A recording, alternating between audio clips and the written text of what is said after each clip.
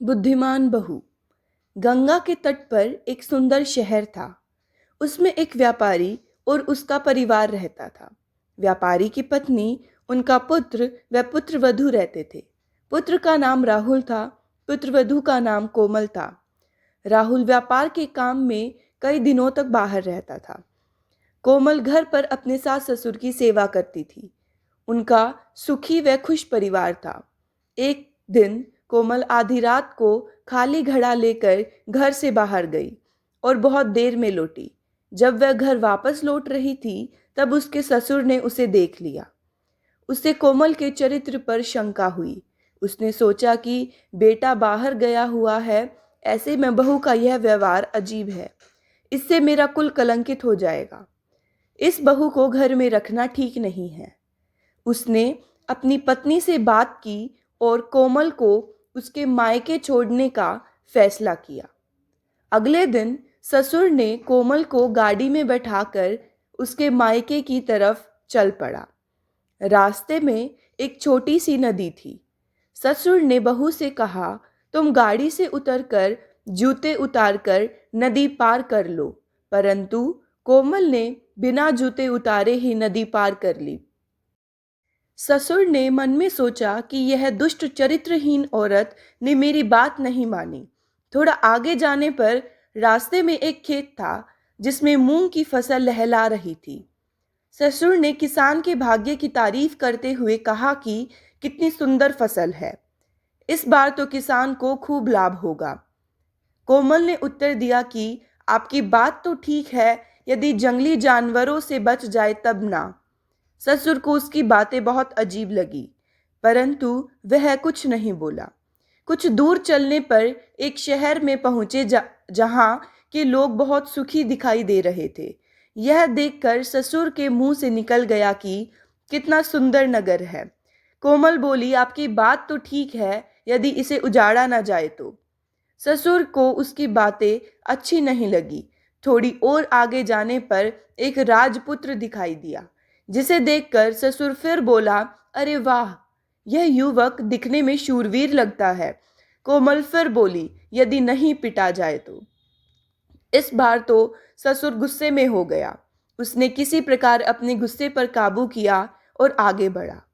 थोड़ी देर बाद दोपहर हो गई। ससुर ने गाड़ी को एक छायादार पेड़ के नीचे रोककर छाया में बैठकर आराम करने लगा, जबकि कोमल पेड़ से दूर जमीन पर बैठ गई। यह देखकर ससुर ने सोचा कि यह कैसी औरत है, जो भी काम करती है सब उल्टा करती है। थोड़ी देर आराम करके फिर आगे बढ़े। थोड़ा आगे जाने पर कोमल के नाना का गांव आ गया। रास्ते में ही उसका मामा मिल गया और जिद करके अपने घर ले गया। खाना खाकर ससुर अपनी गाड़ी में ही लेट गया। ससुर को गाड़ी में लेटा देख कोमल भी गाड़ी के पास जमीन पर बैठ गई। उसी समय पास के बबूल के पेड़ पर बैठा एक कौवा काव काव करने लगा। लगातार काव काव कर की आवाज सुनकर कोमल बोली, अरे तू थकता क्यों नहीं? एक बार पशु की बोली सुनकर उसके अनुसार कार्य करने के कारण मुझे घर से निकाला जा रहा है। अब तुम्हारी बात मानकर मैं एक नई विपत्ति मोल ले लूं। कल रात एक गीदड़ की आवाज सुनकर मैं नदी के किनारे गई और किनारे लगे एक मुर्दे के शरीर से सारे गहने उतार कर घर ले आई। उसके कारण मेरे ससुर मुझे घर से निकाल रहे हैं। अब तू कह रहा है कि इस बबूल के झाड़ में खजाना गड़ा है, तो क्या इसे निकाल कर मैं एक नई विपत्ति मोल ले लूं? मैं पशु पक्षियों की बोली समझती हूं, तो इसमें मेरा क्या दोष है? कोमल का ससुर उसकी बातें सुनकर चौंक गया। उसने बबूल के झाड़ में खुदाई करके देखा तो उसे सच में खजाना मिल गया। वह बहुत प्रसन्न हुआ और बहू की बड़ाई करने लगा और उसे लेकर घर वापस चल पड़ा।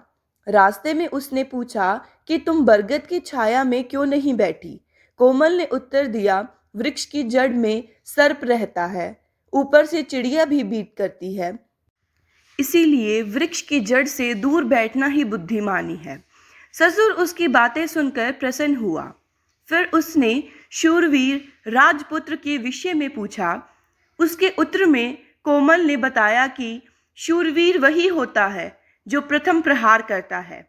इसी प्रकार खुशहाल नगर के बारे में उसने कहा कि जिस नगर के लोग अतिथियों का स्वागत नहीं करते, वास्तव में खुशहाल नहीं होते। अंत में ससुर ने जूते पहने नदी पार करने का कारण पूछा। इसके उत्तर में कोमल ने कहा कि नदी में विषैले जीव जंतु का भय होता है और कांटे कंकर होते हैं, इसीलिए नदी को हमेशा जूते पहनकर पार करना चाहिए। ससुर अपनी बहू की बुद्धिमानतापूर्ण बातें सुनकर बहुत खुश हुआ।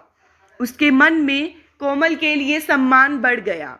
घर पहुंचकर उसने कोमल को घर की सारी जिम्मेदारियां दे दी। व्यक्ति को हमेशा हर परिस्थिति में अपनी बुद्धि का प्रयोग करना चाहिए। आपको हमारी यह कहानी कैसी लगी, कमेंट करके ज़रूर बताएं। चैनल को सब्सक्राइब करें और मुझे सपोर्ट करें। धन्यवाद।